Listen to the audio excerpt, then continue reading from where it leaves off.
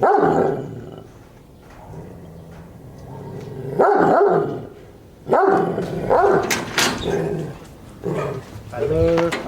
Hi, how you doing? Assalamu alaikum. How you doing? Good. Yeah, Kazakhça bilemiz?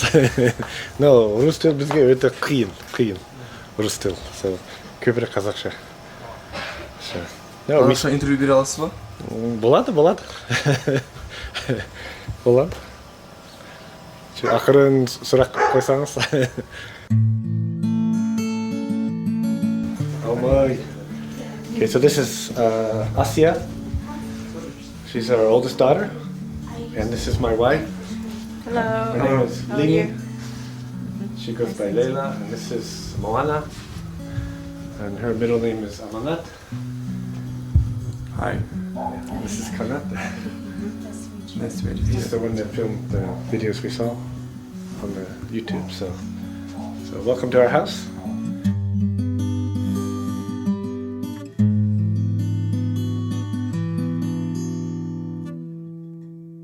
So tell me a story. How you came to Kazakhstan actually?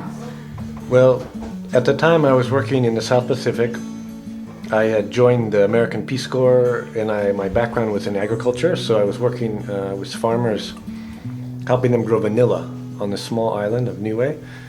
And I heard about this opportunity to come to Kazakhstan to help start a training program, an agro center, through Stan Brown, who started the project with his wife Tammy. I found out they needed someone to start a farm center, an agro center to train farmers. So Stan and his wife, Tammy Brown, invited us to join them. So yeah, we came in early 2000. Actually, we came in 98. My wife and I, after we were newly married, we came for 1 month in 98 March. And then we went back to United States for 2 years to work in apple orchards to get more experience. And we've had all 3 children while we've been working here. 2 of them were, when my wife was pregnant, we'd always go back, have the baby and come right back. So my oldest daughter was born in California, and then the second in the state of Georgia, and then my son Akjol was born in New Zealand. But they grew up all their lives here because we'd come right back. And so they've grown accustomed to living here in Kazakhstan. I like working outside. I like working with nature. And I don't like wearing a tie. So you don't have to wear, I don't like office work. And I also find that farmers are very, simple, honest people. I love working with farmers all the time. I'm not a city person. I've also learned how to drive differently here than I used to drive in California.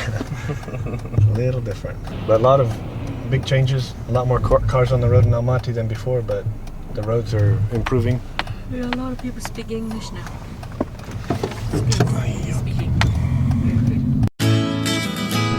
When people here ask me, how do you say hello in America? I said, well, it depends on what state you're talking about. And I said, in California, you might say what's up? And in Texas, you might say, howdy.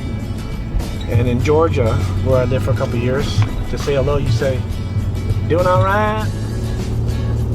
And in New York, to say hello, you say, what are you looking at? Қазақтар сенің қазақша сөйлегенде қалай қуанады? Ол қызық маған, ол шок болады. Олар ойлады, шетелдегі адам болса, міндетті түрде тек қана орыс тілін біледі деп. Олар маған здравствуйте айтады маған, мен ассалаумағалейкум немесе қалқалай айтсам, ол шок болады. Олай не? Көп адам ойлап жатыр, мен түрік емес, Калифорния келгенмен. Жақсы болды. Олар әрқашан жақсы қарайды бізге. Көп көмек береді бізге. Well, your dad not farmer. No, my dad was he was a farmer in that he had a small orchard, but it wasn't his main income. He was a police officer, but he always wanted to have a farm. So when I was 7 years old, he bought a small farm. It was just only 1 hectare of orange trees, but it was good for us. I'm the last of 7 kids, so all of us got to live on a farm, and we had goats and chickens and rabbits, and we lived out in the country, and it was a really good childhood to experience farming. That's why I wanted to go into farming. And then, like I said, my wife, she grew up farming too, so it's just a natural, it's in our blood, farming. What about your children? They're gonna be farmer? That's my wife. You going to be farmer, guys? Girls, you want to be a farmer? What do you want to be? I want to be a graphic designer. Graphic designer? How about you, Asir? I want to be a music producer. Not a farmer anymore, but my family. Son's gonna be the next He wants to be an actor. an actor. He wants to be I always tell my kids, go ahead, famous. do those things, make a bunch of money, and I'll retire early. That's a Yeah. joke.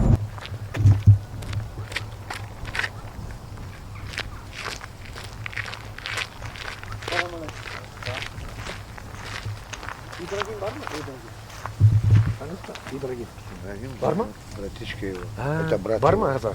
Он был здесь, он там. Қазір керек, ол келсін деп. Келеді ма қазір? Келеді. Келсін қазір. Позвони. Так, Ибрагим, что сказать? Нет, Патрик сказал келсін деп. Келмесе, это жазалау, мен оны жазаламын. Келсін қазір. The biggest improvement you can make in an orchard here is to prune it right. But most people at first they are shocked at the way we prune. They think we prune, too hard or whatever. But later they see the results and they're happy. So How are you earning money actually? I didn't get it. okay, so this is part of our we have a company that's a services company like uslugi. So this we make money from pruning. One of the things we do. Other also from consulting. Another one is from putting pheromones in the orchard. That's against yablonaya plodozharka. So that's another thing we do. Не істеп жатыр олар қазір? Олар қалай? Қанша жыл болды? 4 жыл болды ма? Бұл блокта біз бұтап жатырмыз. бұтап жатырмыз 4 жыл болды. 4 жыл болды.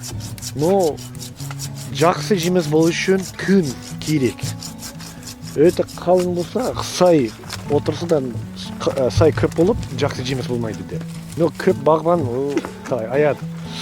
Жұмсарақ кесу керек деп. Но өзі көрді қатты кесу керек. Күн. Мен қараймын, мен үстімде Патрик аға қарайды. Енді осы Патрик аға біздің бәрімізді үйретті, қалай обрезки жасайды, бәрін нелерін дұрыстап. Ана кішкентай кезінде қалай обрез жасайды, үлкен ағашты қалай обрез жасайды, бәрін үйретіп отыр. Енді Патриктің курста оқығанда 10 ай оқыдық біз. 10 ай оқығанда бізге жақсы түсіндірді. Қалай обрез жасау керек, қалай дәрілеу керек, қалай калория жасау керек. Солардың бәрін оқып үйрендік. Патрикке рахмет. Мына мұғалім балаларға да рахмет, түсіндіріп осында бізді сол неге алып келді. Сол үшін істеп отырмыз енді ақырында. Агроном болып кеттіңіз ба сіз? Жоқ, агрономға әлі ерте. Енді сол балдар көрсеткен сияқты ағашты кесіп отырмыз. Біз Патрик ағаның көп көмек беретін жолы жақсы да бағбандарға. Енді көп халық көбінсінде ақша жоқ, оқитынға, қалай жұмысын бастауға, соларға көп көмектеседі бұл Патрик аға. Енді біреуінің ақшасы бар, біреу ақшасы жоқ, бірақ ақшасы жоқ адам қызықады. Көңілді от бар. Мен осылай бақ жасасам, не қылсам деп, біздікі сол несі жақсы да, бұл Патрик ағаныкі солай халықтарға көмектеседі. Addi bir jolmen de.